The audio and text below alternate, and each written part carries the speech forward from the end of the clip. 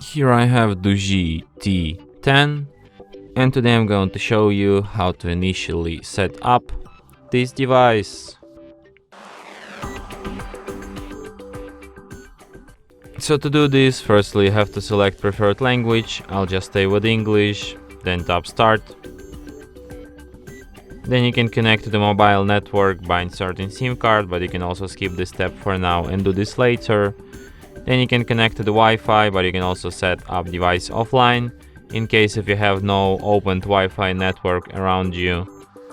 Then you have to set up date and time. Then you have Google services, which I suggest you to disable, then tap accept.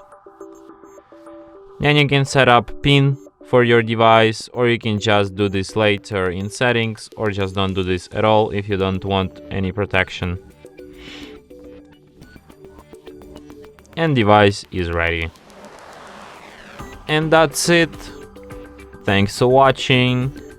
If you find this tutorial useful, don't forget to hit that like button and subscribe to our channel.